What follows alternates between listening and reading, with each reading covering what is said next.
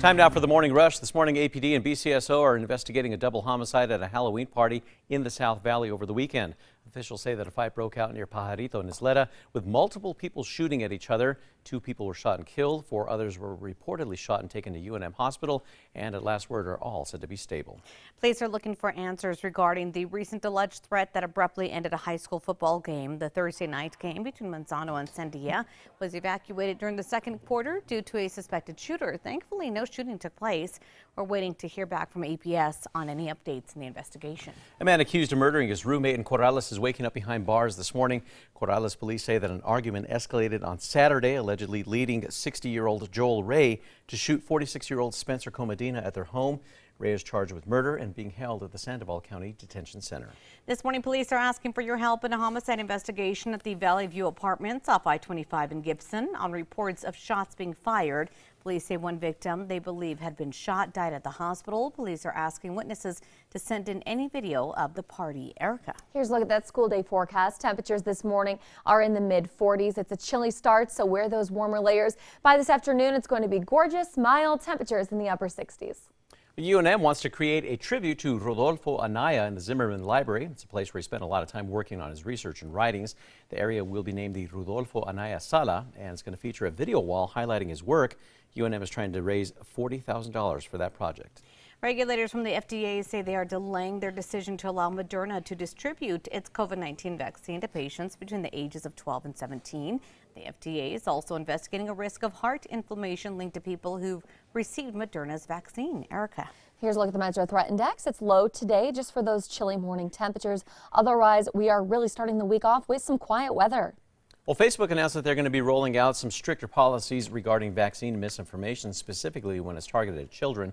Facebook will be removing harmful content and inform users when the vaccines have been approved for younger children.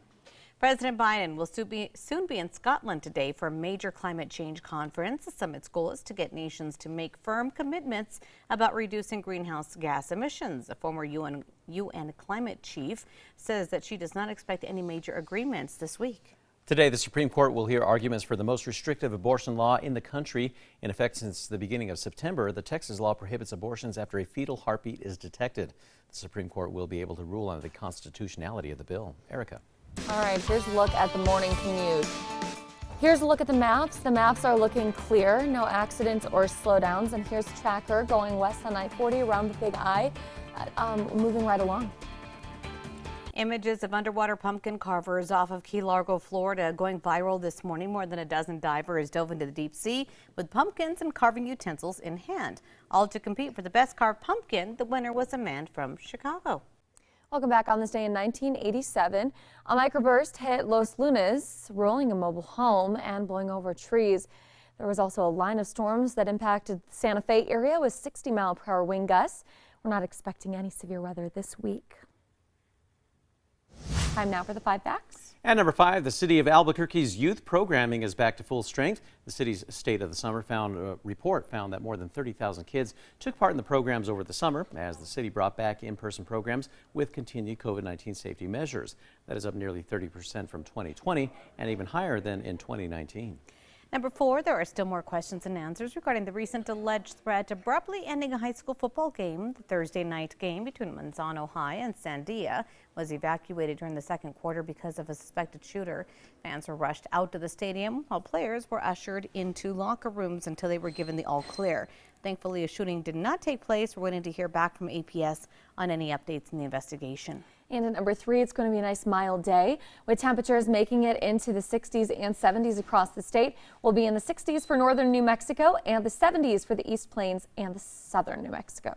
On to number 2 now. An Albuquerque woman is waking up behind bars after deputies say she admitted to shoplifting. According to the criminal complaint, Jazrai Urioste tried shoplifting nearly $1,000 worth of merchandise from the Albertsons off Rio Bravo and Isleta yesterday, but she reportedly approached a BCSO deputy's vehicle in the parking lot, then came clean. The complaint states that she admitted to taking items for a party. She then gave the deputy a fake name, later revealed that she had a warrant for shoplifting. She's charged with felony shoplifting and concealing her identity. And at number 1 this morning, APD and BCSO, they are investigating a double homicide at a Halloween party in the South Valley over the weekend.